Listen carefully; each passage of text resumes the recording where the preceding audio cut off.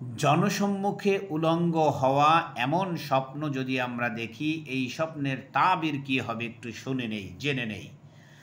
মানুষের দেখা সাধারণ স্বপ্নগুলোর মাঝে সবচেয়ে বিব্রতকর স্বপ্ন হচ্ছে এটি, যে স্বপ্নে মানুষ দেখে স্কুল কিংবা অফিসে সবার সামনে উলঙ্গ হয়ে দাঁড়িয়ে আছে সে।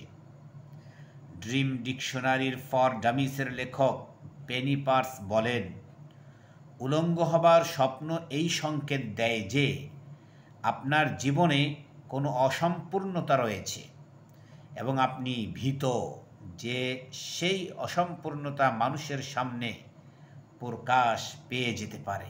নাউজুবিল্লাহ। চিন্তা করুন, উলঙ্গ স্বপ্ন দেখা অত্যন্ত একটা খারাপ দেখা। ইসলামী শরিয়া মোতাবেক আবার এই উলঙ্গ হওয়া দেখাটা হলো অসম্মানী হওয়ার লক্ষণ।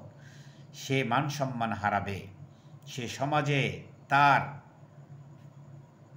মর্যাদা হারাবে।